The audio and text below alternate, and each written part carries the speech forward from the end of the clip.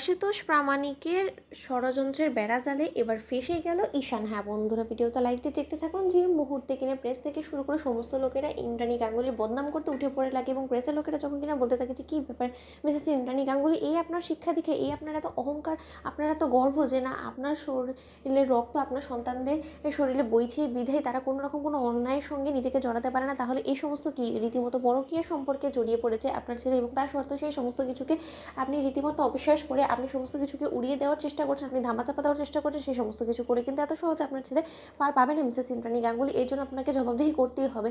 কেন এই গোপনীয়তা আপনার এই সমস্ত কিছু নিয়ে বলুন তো?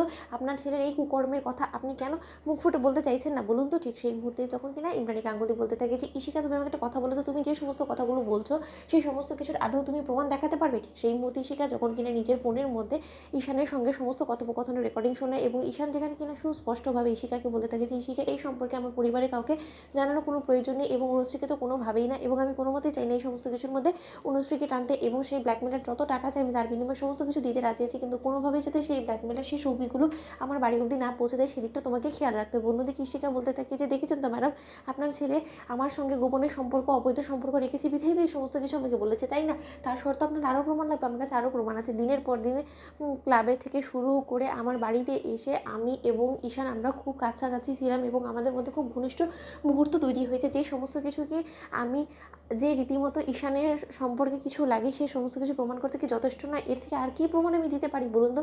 এবার যা লড়াই হবে সেটা সম্পূর্ণরূপে আমি আদালতেই লড়াই করবো, এর থেকে বেশি প্রমাণ আর আমি আপনাকে দিতে রাজি নই। ঠিক সেই মুহূর্তে অনুশ্রীর কাছে গিয়ে যখন ঈশান বলতে লাগে যে অনুশ্রী, তুমি তোমার ভালোবাসার উপরে বিশ্বাস রাখতে পারছো না, তুমিও আমাকে সন্দেহ করছো। ঠিক সেই মুহূর্তে অনুশ্রী যখন কিনা ঠাটিয়ে ঈশানকে চড় মারে এবং বলতে থাকে যে ঈশান, তুমি এরকম বিশ্বাসঘাতক লম্পট প্রজাতির একটা ছেলে, আমি সেটা কোনোদিনও ভাবিনি, আমি কোনোদিনও ভাবতেও পারিনি যে মনির ছেলে হয়ে তুমি এরকম নোংরা কর্মকাণ্ডের সঙ্গে নিজেকে জড়াবে। ছি ছি ছি ঈশান, শেষে কিনা আমাকে এরকমভাবে অপমান অপদস্থ হতে হলো। ঠিক সেই মুহূর্তে যখন কিনা ঈশান বলতে থাকে যে এই ভাইটা জাদুকর, তোমরা তো অন্তত আমাকে বিশ্বাস করবে, আমি এরকম নোংরা কর্মকাণ্ডের সঙ্গে নিজেকে জড়াতে পারি না। হ্যাঁ এটা ঠিক আছে যে আমি ইশিকার ঘরে গিয়েছিলাম ইশিকাকে সান্ত্বনা দেওয়ার জন্য, কারণ ইশিকা বলেছিল যে ওকে নাকি কিছু ব্ল্যাকমেলাররা ফোন করে বারবার করে ওকে আমার এবং ওর ঘনিষ্ঠ মুহূর্তে কিছু ছবি দেখাচ্ছিল। ঠিক সেই মুহূর্তে যখন আমি ইন্সপেক্টর বলতে থাকে যে এই সমস্ত কিছু কি এটা প্রমাণ করতে যথেষ্ট নয় মিস্টার ঈশান গাঙ্গুলি যে আপনার সঙ্গে এই শিকার কিছু ঘনিষ্ঠ মুহূর্ত তৈরি হয়েছিল এবং আপনার মধ্যে সেই ভয়টা কাজ করছিল বিধায় আপনি ধামাচাপা দেওয়ার জন্য এই 25 লাখ টাকার মতন একটা মোটা অঙ্কের টাকা আপনি সেই ব্ল্যাকমেলারকে দিয়ে ফেলেছেন।